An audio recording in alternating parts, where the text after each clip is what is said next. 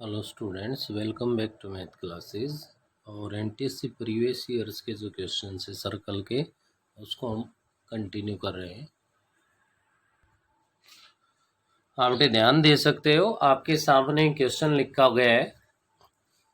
If an arc subtending an angle of 75 degree at the centre of a circle A and another arc subtending an angle of 55 degree at the center of circle B are of same length।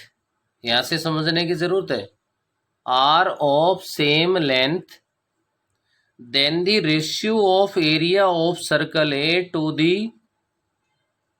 to that of circle B is। हमें यहाँ पे ये बताना है कि उन to circles के areas में रेशियो क्या होगा। और मैंने इससे पहले वाले वीडियो में बताया भी था, अपनी बुक के अंदर जो एनटीएससी 2016 जो हरियाणा वाले क्वेश्चन लिखे हुए हैं वो एक्चुअल में 2015 में आए हुए क्वेश्चन है।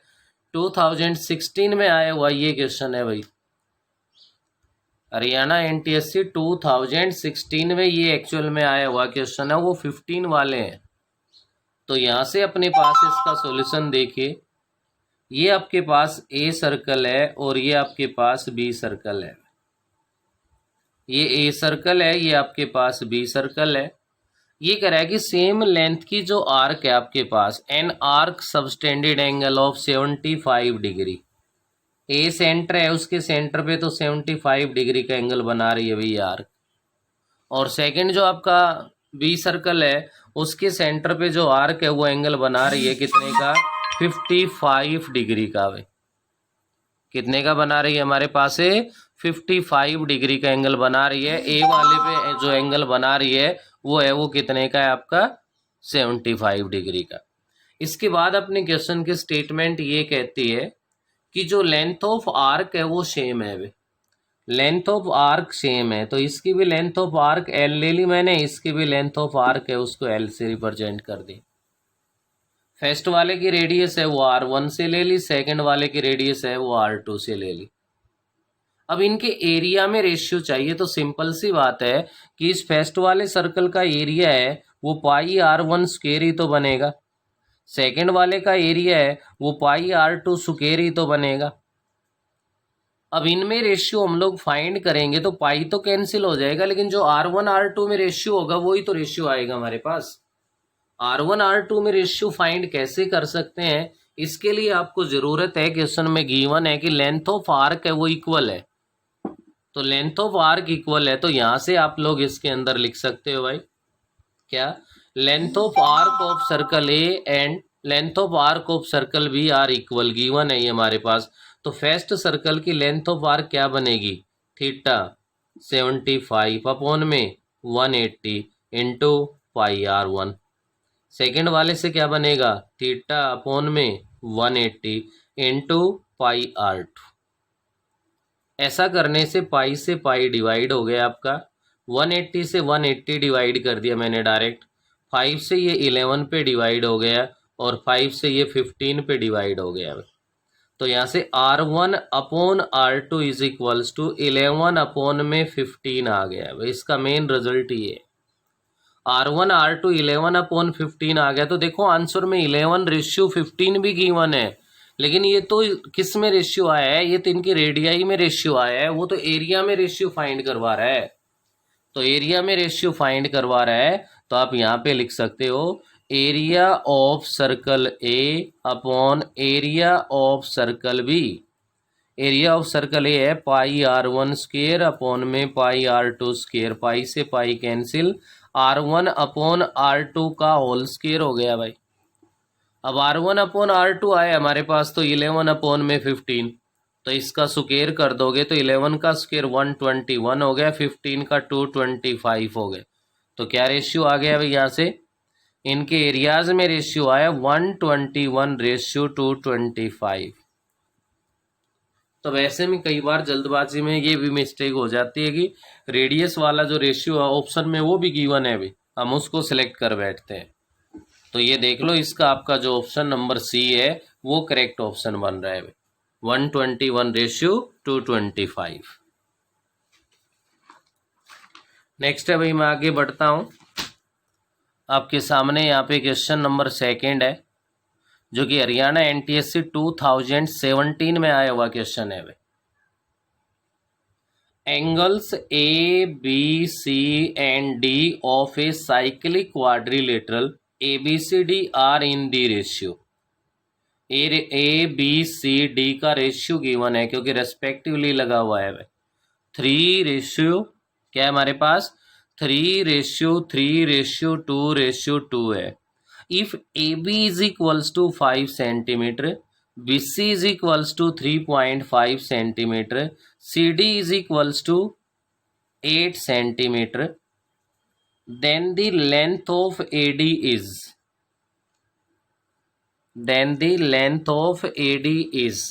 AD की जो लेंथ है वो हमसे यहाँ पे फाइंड करवा रहा है।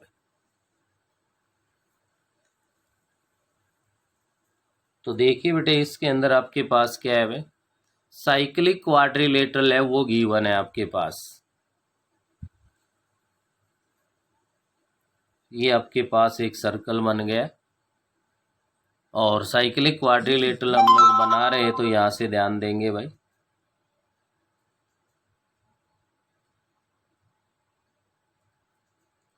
ABCD ये साइक्लिक क्वाड्रिलेटरल बना लिया आप।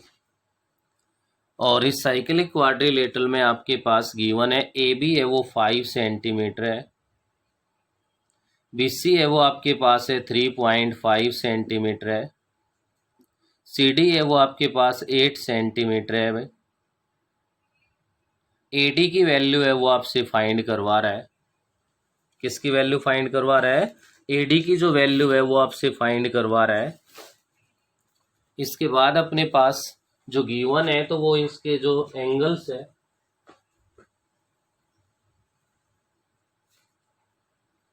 लिप लगा लो, इसके जो एंगल्स है उनमें अपने पास रेशियो गिवन है भाई। A:B:C:D है, वो आपके पास इक्वल गिवन है किसके भाई, 3:3:2:2। तो सबसे पहला काम तो है कि जो गिवन है उसकी हेल्प से हम लोग इसमें क्या फाइंड कर सकते हैं, इस पे क्या काम कर सकते हैं। मेन पॉइंट तो ये आता है भाई। और इसके ऊपर अगर डिपेंड करता है तो आप लोग देख सकते हो इसमें हमारे पास क्या क्या है। Let angle A is equals to 3x, angle B is equals to 3x, angle C is equals to 2x and angle D is equals to 2x। जो रेशियो गिवन है उस रेशियो की हेल्प से मैंने यहाँ पे जो एंगल्स है इनको अज्यूम कर लिया, और इनको अज्यूम करने के बाद यहाँ से अपने पास जो रिजल्ट बन रहा है उसके अकॉर्डिंग क्या बनेगा भाई,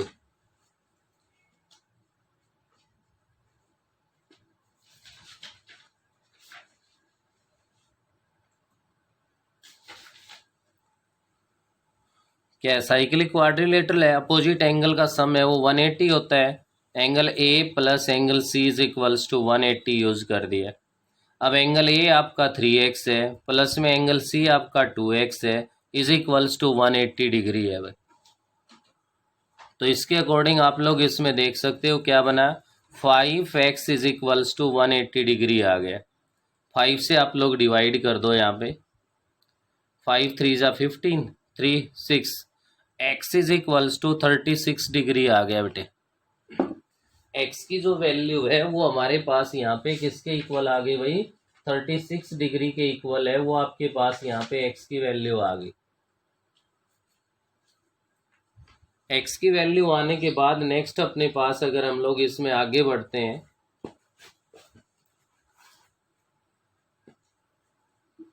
तो आप लोग ध्यान दीजिए, x की वैल्यू अगर 36 है तो एंगल A है वो 3x है आपका। अगर ये 3x का मतलब हो गया, 36 को 3 से मल्टीप्लाई कर दो, 108 हो गया। एंगल B है वो आपका हो गया भाई, ये भी 3x है, ये भी 108 बन गया। एंगल C है वो आपका बन गया 72 डिग्री, और एंगल D है वो आपका बन गया 72 डिग्री।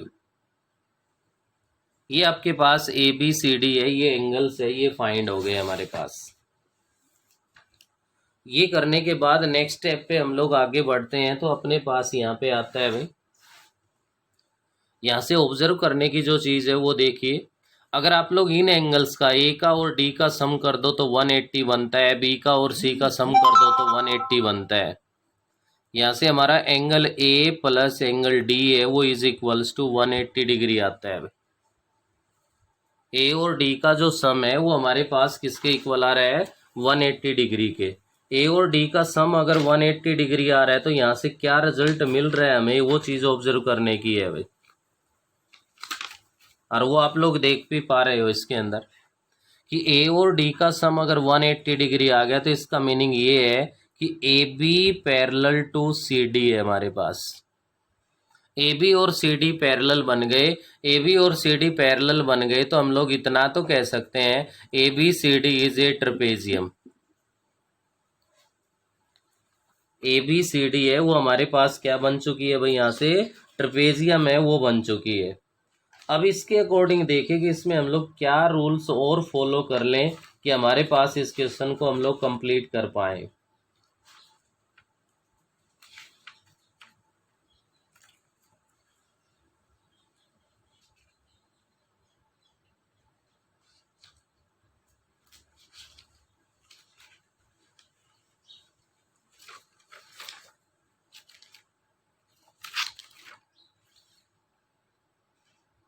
देखो भाई, इसके अकॉर्डिंग ये साइड्स बाकी की गिवन है, आपको यहाँ से एडी फाइंड करना है। अब एडी फाइंड करने के लिए हम कैसे क्या कुछ यूज़ करेंगे, ध्यान दीजिए। बी पॉइंट से एल्टीट्यूड ड्रॉ कर दूंगा मैं यहाँ, ये एल्टीट्यूड डाल दिया भाई। इसको मैंने यहाँ पे लिख दिया पॉइंट क्या, पी लिख दिया भाई। और यहाँ से इधर से आप लोग ए से एल्टीट्यूड ड्रॉ कर दोगे, इसको मैंने यहाँ पे क्यू पॉइंट लिख दिया। ध्यान से समझना बेटे, नहीं तो क्वेश्चन बहुत मुश्किल हो जाएगा सॉल्व होना। क्यों, ये देखो 5 है, थोड़ा सा डायग्राम और ऐसे बना लेना, इसको थोड़ा और कम कर लेना, इसको बढ़ा लेना आप, क्योंकि ये 8 है। अगर ऐसा कर दिया जाए तो यहाँ से ध्यान देंगे आप लोग कि आपके पास triangle B P C is a right angled triangle. B P C right angle triangle है तो मैं यहाँ पे टिग्नोमेट्री का यूज कर रहा हूँ। किसका यूज कर रहा हूँ, टिग्नोमेट्री का। और टिग्नोमेट्री की हेल्प से क्या करूंगा, यहाँ पे मैं बीपी फाइंड कर रहा हूँ। बीपी का मतलब हाइट, इस ट्रेपेजियम की हाइट ही है, ये एच ही है भाई। तो यहाँ से एच अपॉन में बीसी मेरे पास गिवन है, कहने का मतलब है परपेंडिकुलर अपॉन में हाइपोटेन्यूज। अच्छे से जानते हो क्या बनेगा भाई, साइन बनेगा, साइन। और दूसरी बात, एंगल ये 72 डिग्री का है तो साइन 72 बन गया। तो h is equals to BC कितना है, 3.5 इंटू साइन 72 डिग्री बन गया। ये तो आपके पास h हाइट आ गई। अब इस h का यूज है वो in right angle triangle A Q D में यूज कर दो। कौन सी में यूज कर दो, ए क्यू डी में। ए क्यू डी के अकॉर्डिंग हमें ए डी फाइंड करना है, A D upon H. A D hypotenuse है और एच है वो परपेंडिकुलर है, तो हाइपोटेन्यूज अपॉन परपेंडिकुलर है तो कोसिकेंट 72 डिग्री बन गया। अब एच हमारे पास क्या फाइंड हो चुका है, 3.5 इंटू साइन 72। तो आपका A D is equals to बन गया एच इंटू में कोसिकेंट 72 डिग्री। तो A D is equals to h, h की वैल्यू क्या है, 3.5 into sine 72 degree into cosecant 72 degree. भाई ये तो एक दूसरे के रेसिप्रोकल है। साइन 72 को 1 अपॉन में कोसिकेंट 72 लिख सकते हो, और कोसिकेंट 72 है तो इसको 1 अपॉन में साइन 72 लिख सकते हो। तो ये डिवाइड होके 1 बन जाएगा। तो क्या बना आपके पास, A D is equals to 3.5 centimetre बन गया। तो आप देख पा रहे हो कि अपने इस क्वेश्चन का जो ऑप्शन नंबर बी 3.5 सेंटीमीटर, ये आपका करेक्ट ऑप्शन बन रहा है। तो यहाँ पे थोड़ा टिग्नोमेट्री की हेल्प से हमारे पास क्वेश्चन है वो इजी बन जाता है। नेक्स्ट है भाई, आगे बढ़ता हूँ तो क्वेश्चन नंबर 3 है अपने पास, जो कि हरियाणा एनटीएससी 2018 में आया हुआ क्वेश्चन है। ये आपके सामने किस में आया हुआ है, 2018। In the figure point P Q R S lie on a circle, then value of X and Y respectively. अब ये बिल्कुल इजी है, इसको आप लोग भी खुद भी सोल्व कर सकते हो, कोई प्रॉब्लम नहीं आएगी किसी को भाई। क्या है, जब P Q R S circle, इस पे सर्कल पे लाई कर रहे हैं तो क्लियर है कि आप लोग यहाँ से लिख सकते हो इसके अंदर क्या बेटे, P Q R S is a cyclic quadrilateral, और साइक्लिक क्वाड्रिलेटरल है तो अपोजिट एंगल का सम 180 होगा। तो आप यहाँ से देखिए, मैं एंगल क्यू और एंगल एस का यूज कर रहा हूँ। पहले क्यू जो एंगल है वो मेरे पास y प्लस 20 है, एस जो एंगल है वो 50 है, तो इज इक्वल्स टू क्या हो गया 180 डिग्री। क्या बना यहाँ से भाई, y is equals to 180 minus में 70 डिग्री बन गया, जो कि आपका 110 के इक्वल आ गया। तो y की वैल्यू तो फाइंड हो गई। अब देखा जाए तो आंसर आ चुका है। अकेला बी का ऑप्शन एक ऐसा है जहाँ 110 है, इसके अलावा 110 किसी में है ही नहीं। ऑब्जेक्टिव है तो इतना भी राइट है भाई बिल्कुल। लेकिन आंसर को और अच्छे से वेरीफाई करना चाहते हैं तो नेक्स्ट हम लिख सकते हैं angle P plus angle R is also 180 degree. तो एंगल P तो आपका 2x है, एंगल R है वो y है, इज इक्वल्स टू 180 है। तो यहाँ पे अगर वैल्यू रख दी जाए हमारे पास किसकी भाई, y की वैल्यू 110, तो 2x is equals to 70 degree बनेगा। 2 से डिवाइड कर दिया तो यहाँ से x की वैल्यू 35 डिग्री आ गया। देखिए हर बार मुश्किल डिफिकल्ट मतलब क्वेश्चन है वो किसी तरह से डिफिकल्ट नहीं आ रहा है, कभी इजी आ रहा है तो कभी मुश्किल आ रहा है। ये चीज़ें तो हम लोगों को ध्यान रखनी पड़ेंगी। नेक्स्ट है भाई अपने पास क्वेश्चन नंबर 4। ये भी आप लोग देख पा रहे हो आपके सामने है, ये भी हरियाणा NTSC 2018 में आया हुआ क्वेश्चन है भाई, फर्स्ट एज का क्वेश्चन है। अब तक जो भी मैं आज करवा रहा हूँ ये सब फर्स्ट एज के क्वेश्चन है फिलहाल।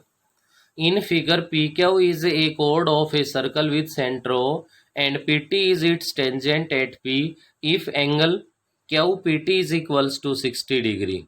QPT ये एंगल 60 डिग्री है।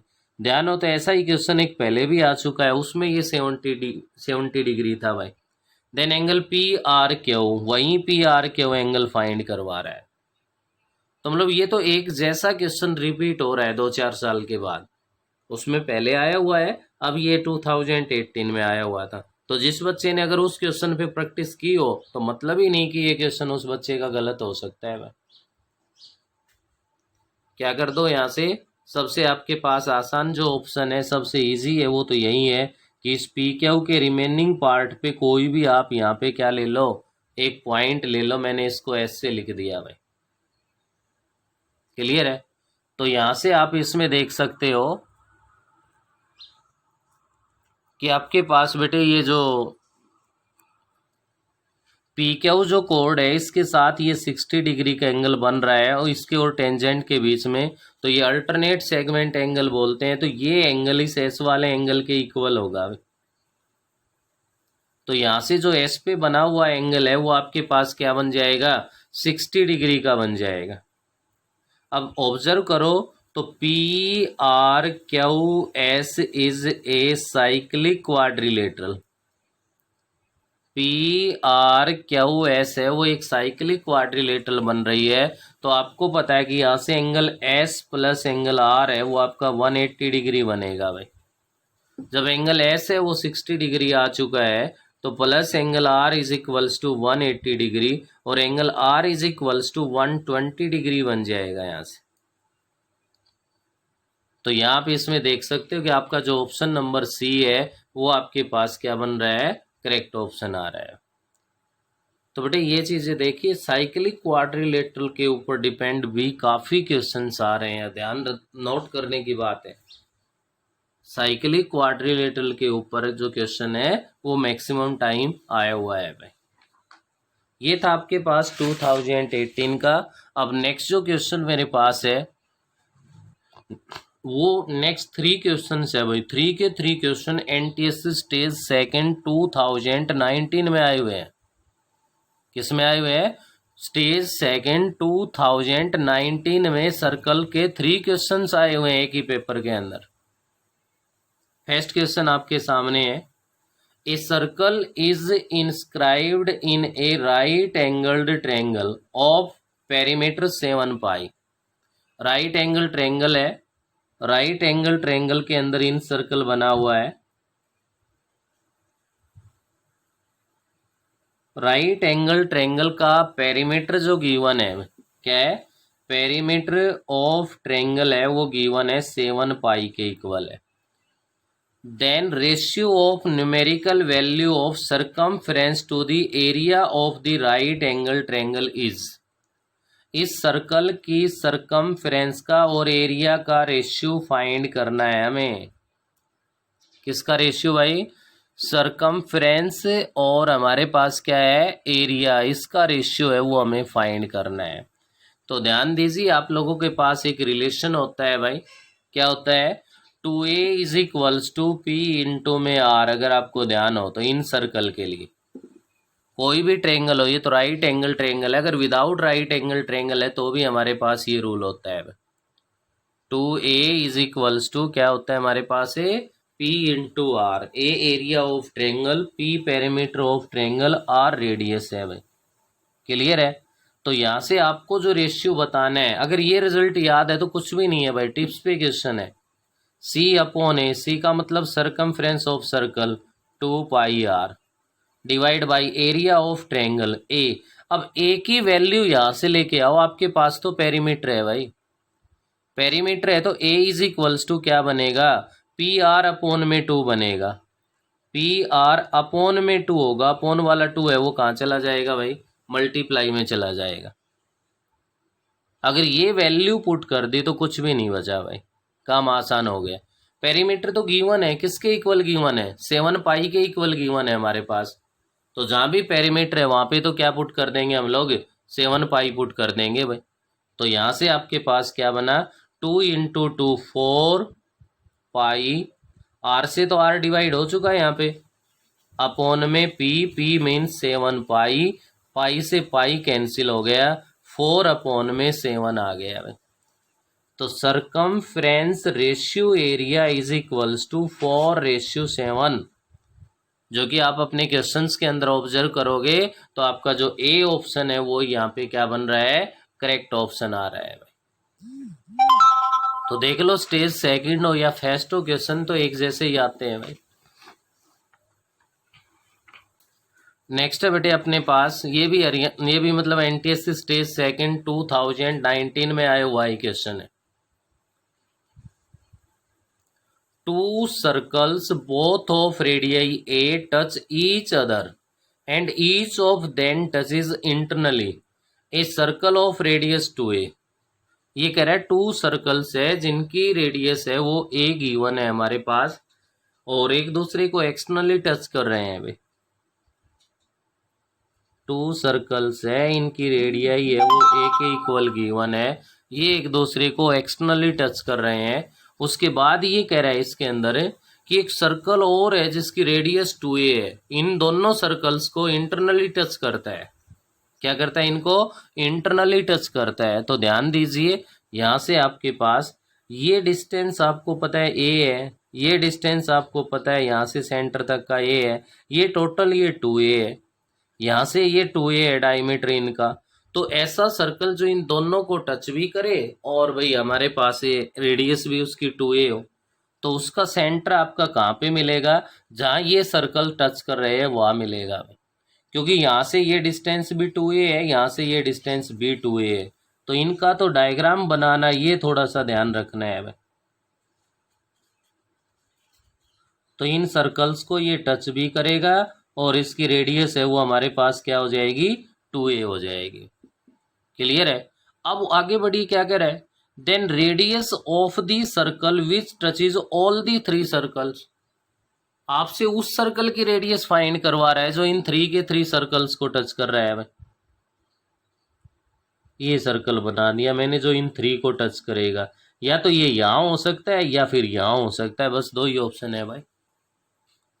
जो रिक्वायर्ड सर्कल है उसकी रेडियस को मैंने यहाँ पे आर से अज्यूम कर लिया बेटे, इनकी तो रेडियस ऑलरेडी है। तो क्या करो आप, इसके सेंटर को, इसको और इनको ज्वाइन कर दो। देखो कोई भी सर्कल एक्सटर्नली या इंटरनली टच करता है तो उनके सेंटर्स को ज्वाइन करने वाला लाइन सेगमेंट है वो उनके टचिंग पॉइंट से पास होता है। इसको मैंने ए पॉइंट डाल दिया, ये बी डाल दिया, ये सी डाल दिया। क्लियर है? ये हमारे पास ए है तो ये हमारे पास आर है, ये हमारे पास ए है तो ये हमारे पास आर है। ए बी सी है इतना पता है हमें, आइसोसेल्स ट्रायंगल है वो बन गई भाई। क्लियर है? यहाँ से आप लोग क्या करोगे, इसके अंदर जो नेक्स्ट पॉइंट है वो ध्यान देने का है। ये जो कॉन्टेक्ट पॉइंट है इसको मैंने पी लिख दिया, पी को ए से ज्वाइन कर दिया। किससे भाई? पी को ए से ज्वाइन करके इसको चाहिए आप लोग आगे बढ़ा दो भाई, जहाँ भी सर्कल पे जाएगा तो ये तो आर हो गया आपके पास यहाँ। क्लियर है? अब ये एपी फाइंड करने जा रहे हैं हम लोग। क्या फाइंड करना चाह रहे हैं? एपी। तो एपी फाइंड करने जा रहे हैं तो ध्यान दीजिए, इन सर्कल्स के लिए, दोनों के लिए जिसकी रेडियस ए है, इनके लिए तो ये जो आपकी एपी आपने ली है ये टेंजेंट है, तो टेंजेंट है तो ये राइट एंगल पे होगी भाई। तो इस आइसोसेल्स ट्रायंगल का ये क्या हो गया? एल्टीट्यूड हो गया। क्या हो गया हमारे पास? एल्टीट्यूड। तो इसको हम फाइंड कर सकते हैं भाई। कैसे फाइंड कर सकते हैं एपी को? देखिए, ये राइट एंगल ट्रायंगल लेना चाहें तो ये ए हो गया, ये ए प्लस आर हो गया, हम एपी फाइंड कर देंगे यहाँ से। तो in right angled triangle A P B by Pythagoras theorem, तो A P is equals to बनेगा रूट ऑफ, क्या बनेगा बेटे? ए बी स्क्वेयर माइनस में बी पी स्क्वेयर बनेगा भाई। तो A P is equals to बन गया root of A B. A B क्या है? ए प्लस में आर है, ए प्लस में आर का स्क्वेयर बन गया, और माइनस में बीपी, बीपी क्या है? ए है, तो ए स्क्वेयर हो गया। क्लियर है? अब एपी के लिए ध्यान दीजिए, क्योंकि केवल एपी को ए और आर के टर्म्स में ले लो कोई फायदा नहीं है। एपी को मैं क्या लिख सकता हूं, इधर से ध्यान दीजिए। ये जो कंप्लीट अगर आप लोग लोगे, ये कंप्लीट, मैंने इसको क्यू पॉइंट डाल दिया भाई। क्या डाल दिया? क्यू। तो क्यू पॉइंट रख दिया, तो यहाँ से अपने पास जो एपी बनेगा वो आपका क्या होगा? जो ये पी क्यू है ये इस लार्ज सर्कल की रेडियस है। यहाँ से जो पी क्यू है वो आपका 2a के इक्वल है। देखो, डायग्राम बनाओगे और खुद काम करोगे इस पे, तब ये सारी चीजें क्लियर होंगी। पी क्यू है वो 2a है, तो यहाँ से जो एपी बनेगा वो पी क्यू माइनस ए क्यू बनेगा। इट मीन्स 2a माइनस में आर बनेगा। तो एपी को आप लोग यहाँ पे 2a माइनस में आर पुट कर दो, और उधर आपके पास रूट के अंदर A square plus R square plus का 2ar minus A square, A square से ए स्क्वेयर आपका कैंसिल हो गया। इस रूट को हटाने के लिए हम लोग यहाँ पे कर देंगे squaring on both sides. Squaring on both sides कर दें तो इधर 2a माइनस में आर का होल स्क्वेयर बन गया, उधर रूट हट गया, आर स्क्वेयर प्लस में 2ar आ गया। इधर 2a माइनस में आर का होल स्क्वेयर सोल्व करेंगे तो क्या बना? 4a स्क्वेयर प्लस में आर स्क्वेयर माइनस का 4ar बन गया, is equals to R square plus में 2ar आ गया। आर स्क्वेयर से आपका आर स्क्वेयर है वो कैंसिल हो गया। और ऐसा करने के बाद देखिए क्या बना?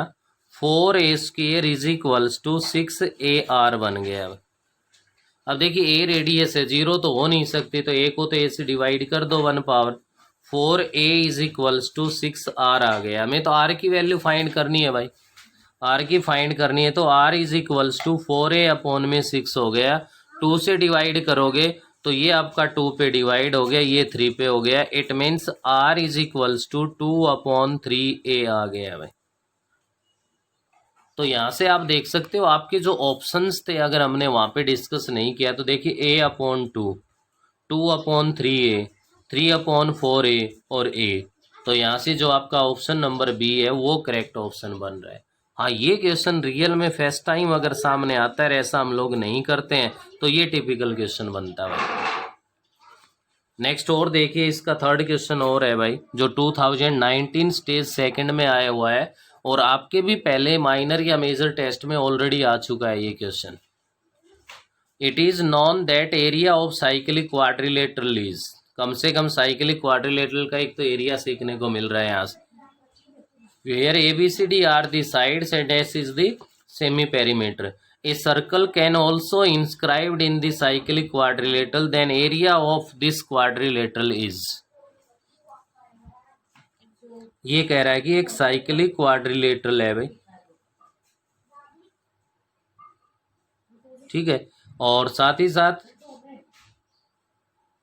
A circle can also be inscribed in, एक सर्कल है वो इसके अंदर भी बना हुआ है भाई, inscribed in ABCD is a cyclic quadrilateral.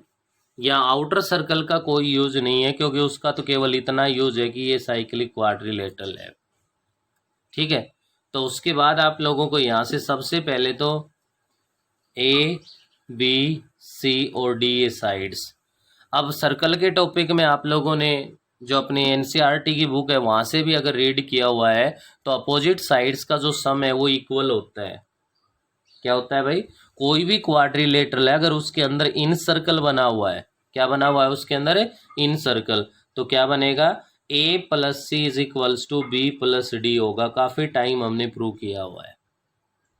A+C is equals to क्या बनेगा हमारे पास, B+ में D बनेगा। अरे ये इसके इक्वल है, ये इसके इक्वल है, ये इसके इक्वल है, ये इसके इक्वल है, इनको ऐड करते हैं तो ये रिजल्ट बनता है। यहाँ मैं डायरेक्ट यूज कर रहा हूँ इसका। तो इसके अकॉर्डिंग आपका सेमी पेरीमीटर क्या कहलाएगा भाई, A+B+C+D/2 है। अब यहाँ से अगर मैं A+C की टर्म में रखता हूँ प्लस B+D है अपॉन में 2 है। अब ये दोनों तो एक दूसरे के इक्वल है भाई, A+C+A+C/2 लिख दूँ तो ये A+C के इक्वल आ गए। अब A+C है वो B+D के इक्वल है, तो सेमी पेरीमीटर में अगर B+D की जरूरत है तो B+D यूज कर सकते हैं, A+C की जरूरत है तो A+C यूज कर सकते हैं।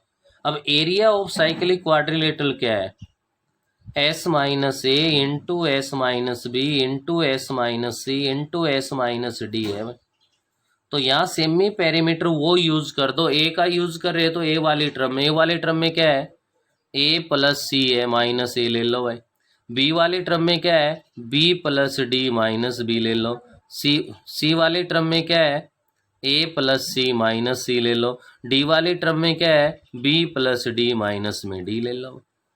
इसका A कैंसिल, इसका B कैंसिल, इसका C कैंसिल और इसका D कैंसिल। क्या बन गया हमारे पास, यहाँ से रूट ऑफ ABCD है वो आपके पास एरिया ऑफ साइक्लिक क्वाड्रिलेटरल बन गया। और अपने ऑप्शंस के अंदर अगर हम लोग चेक करें तो ये अपना B ऑप्शन है वो आपके पास करेक्ट ऑप्शन आ रहा है।